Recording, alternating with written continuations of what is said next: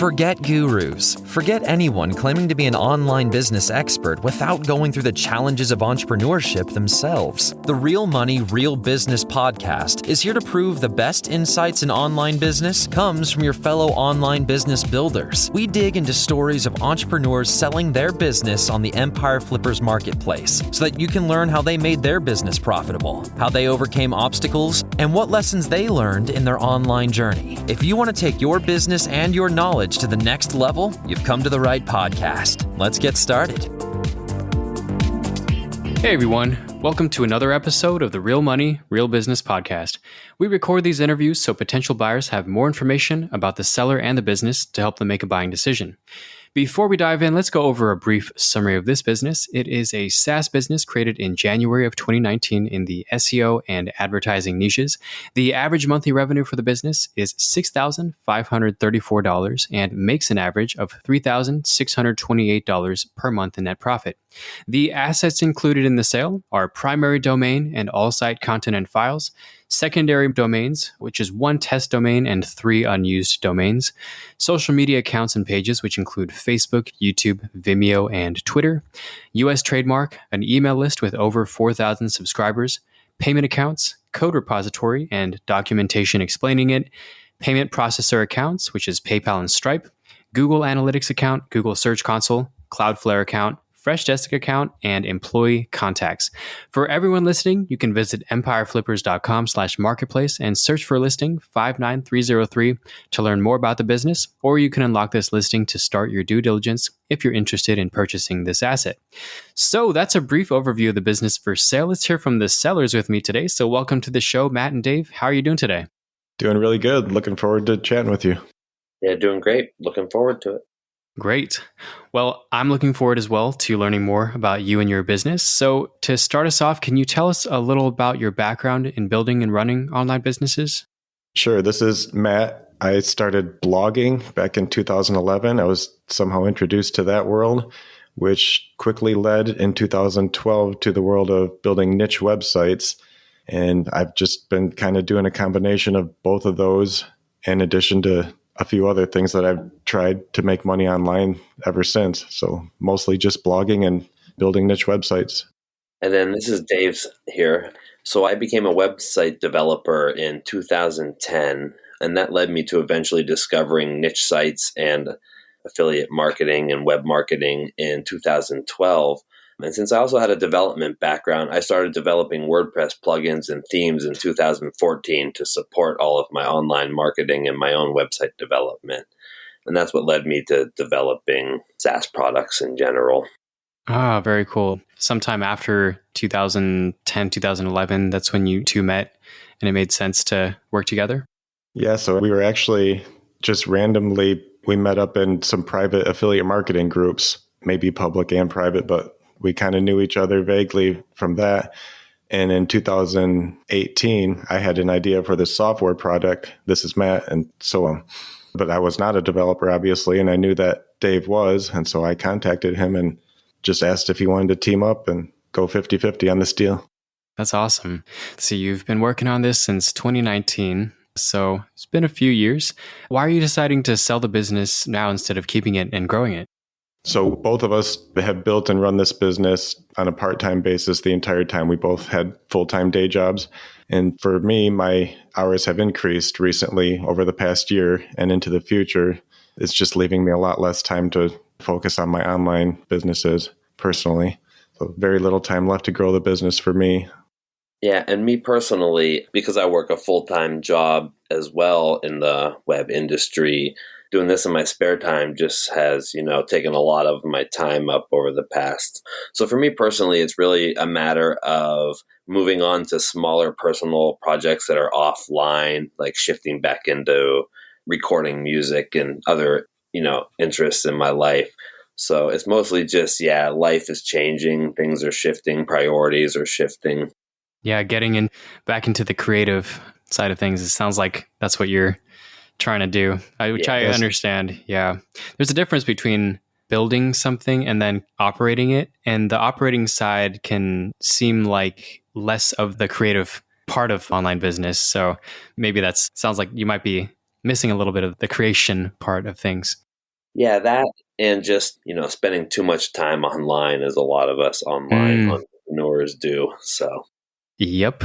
I understand that being in a completely online business. Definitely. Cool. Yeah, so overall, we kind of feel that we grew this business as far as we could with our limited time and resources that we've had available. And we just feel that now is the right time to hand it off to somebody else who potentially can take it even further. Yeah, well, I mean, it's only been a few years and you've certainly seen a degree of success with this business. So, what did you learn during these years from building this business that just seemed to work? Yeah, the main thing I think was it's kind of what they tell you to do in business is find a problem and solve it. So solving a problem or filling a need and pretty much keeping our customers at the forefront. That's what works. So good customer service and great communication with customers has been key to our success. Nice. And was there anything that you tried during this time with this business that didn't work out so well? yeah, so I'd say one of the bigger things that we tried was early on in 2019 and 2020, and maybe even a little bit in 2021. We tried some paid traffic campaigns, for example, like Google text ads or Google display marketing and also Facebook marketing. And early on, we figured out that through tracking our analytics and tracking our customers through our email marketing software, basically we kind of figured out that paid traffic wasn't directly converting to sales for us because most of our customers had to visit the website maybe 5 to 8 times before they were purchasing. So we figured out that paid traffic, while although great for increasing our awareness and getting traffic and getting people to subscribe to our email list, it doesn't really directly convert to sales for us because I think our sales funnel's a little bit longer than see an ad, click on it, buy it. Yep. That actually leads nicely into the next question about traffic and earnings. So, can you tell me a little bit more about how traffic is generated? Sure. Most of our traffic currently is organic SEO traffic from all of our content marketing. And then we also have a smaller percentage of referral traffic that comes from our affiliates. Then we also get a pretty good chunk of direct traffic that comes mostly from email marketing in our autoresponder series. Got it. Sounds like a few different pathways and maybe some potential opportunities for growth for somebody who wants to get more into one of those. But we can talk about opportunities in just a moment. But before we do, let's talk about the work required for this business just to maintain it. Can you describe the amount and the type of work that you do on this business for maintenance? Yeah, so I'll start with this one. The top things has to do with the content marketing and maintaining the website. So just simple WordPress tasks like keeping plugins updated, publishing new blog content, which can either be written by myself or Dave or a hired writer. So, figuring out SEO, blog posts, doing like an SEO plan. We do run a couple of annual sales. We have a Black Friday is our biggest sale, Black Friday to Cyber Monday. And then we also run a big sale in the summertime. And so we do planning for that as far as getting sale banners up on the site and contacting our affiliates and getting our email marketing in place for those sales. And then we also have occasional private sales with affiliates. If we have a new large affiliate that comes on board and wants to run a private sale to their audience, there's a little bit of planning involved for that. And then much of the rest of the work is customer related. So things like answering pre-sales questions and providing customer support and managing affiliates. So customer support, we do have one hired person that helps with customer support. And as well, I also jump in and help with customer support as needed. And sometimes Dave will jump in if something is really technical that he's needed for. And do you find that how often would you say that these customer support questions do get more on the technical side? Very rarely. So we didn't explain fully at the beginning. Dave is the coder. He knows all the technical. Yep. So yeah, maybe 3 or 4 times a year. Oh, okay. Is probably all we have to elevate support to Dave's level. Okay. If there's something me or the other guy cannot answer. Yep. Yeah, we've come across most technical issues and bugs that customers have helped us discover in the first year or two and got those all fixed and taken care of. So yeah, it's not too often that a technical question comes through. Okay. Yeah, 2 or 3 times a year is certainly not that often. Okay, awesome. And then I can speak a little bit about the other side of things that does need updated is because we're a SaaS product, the actual product itself does need occasional maintenance and updates. So the skills required to do that are basically the same skills that any normal experienced web developer would have, like HTML, CSS, PHP, JavaScript, WordPress development, and maybe working with API endpoints. But it's all stuff that any mid-level developer could work with. There's nothing out of the ordinary. Got it. So some lighter weight coding, lighter weight technical experience, and then the content, affiliate, and customer support tasks. Does that kind of summarize the work that you do for maintenance? Yes. Okay, great. Well, let's move on to opportunities then. So if you were to keep the business, what are some ways that you would try to grow it? The number one thing would be just to increase traffic to the website. And the way we would try to do that is with content marketing, SEO content, just to try to grow traffic to the site. We know from analytics that more traffic will lead to more sales. Yep. Yeah, and on the software side of things, the other thing we would do would be just keep always continuing to improve the software itself with new updates and features.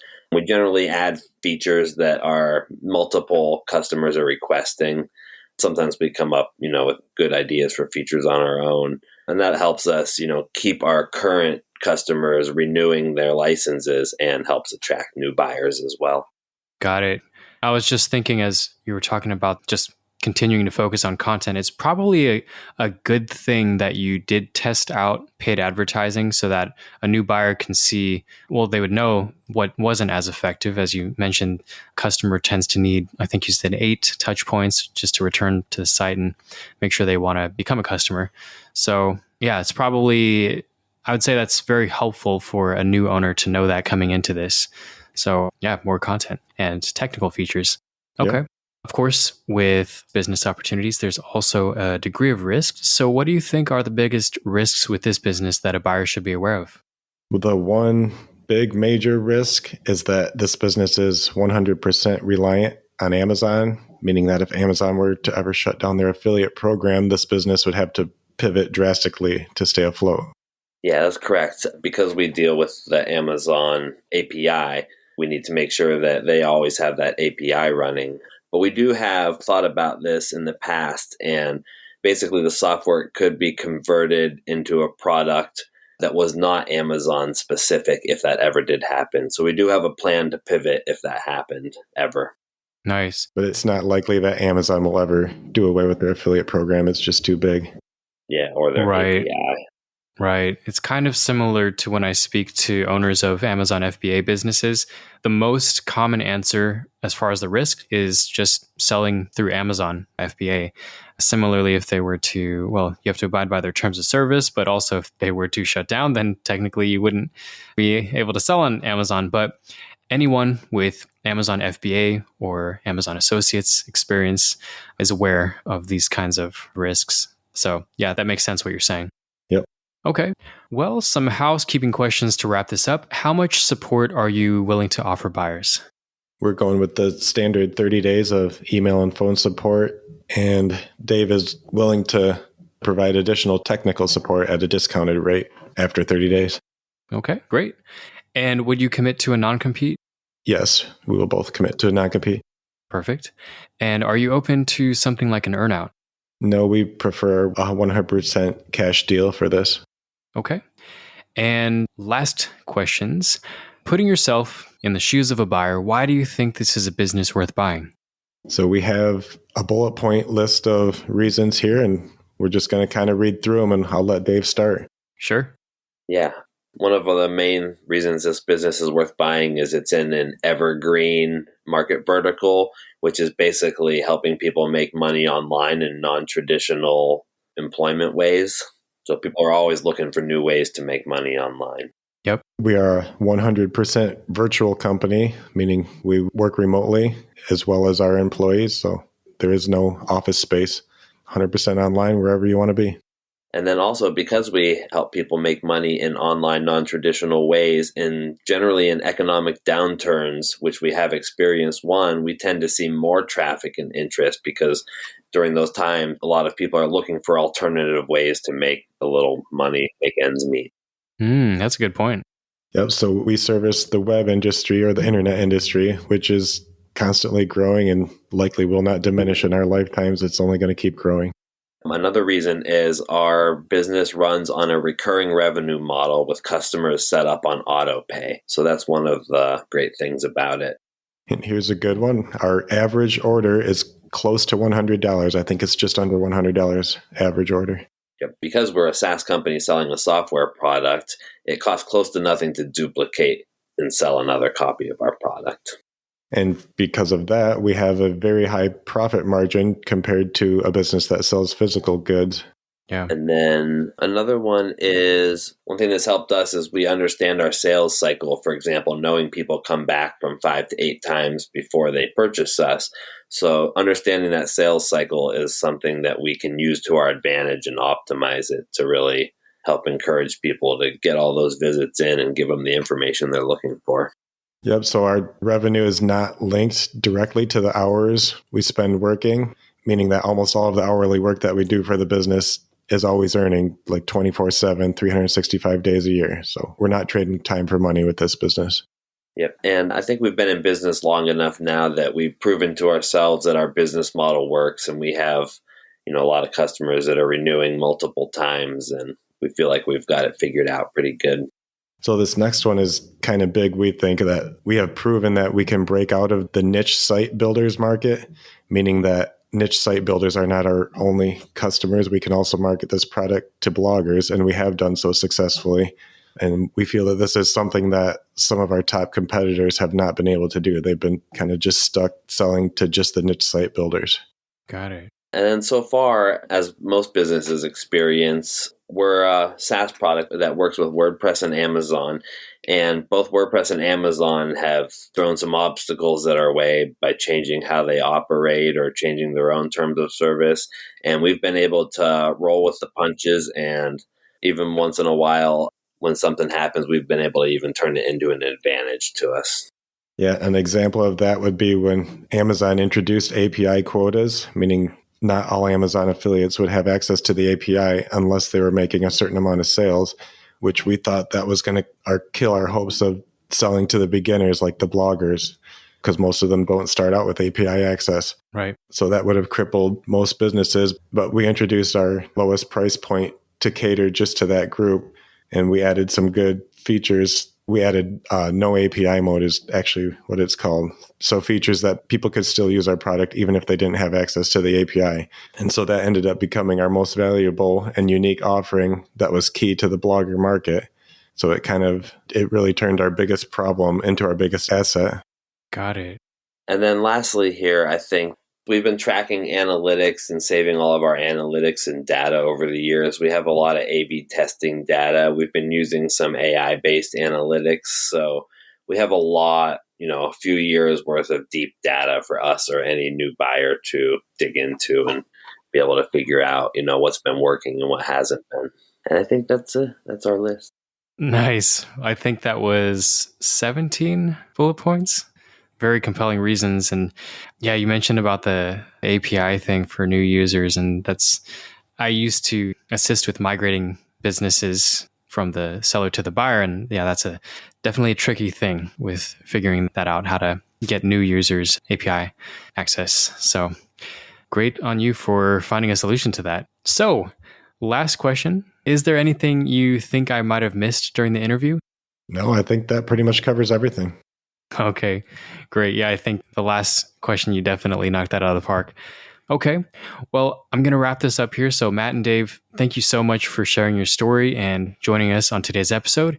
And I hope your business is purchased in the near future and by the right buyer. Yeah, thanks for having us. And we're looking forward to handing this off to the right buyer. Yes. All right, everyone. Thanks for listening. To learn more and see if this listing has already been sold, head over to empireflippers.com/marketplace and search for listing number 59303. And if you're watching this on YouTube, click the link in the description to go straight to the listing. And once you've unlocked this listing, you'll be given everything you need to know about this business. So until next time, enjoy your digital journey.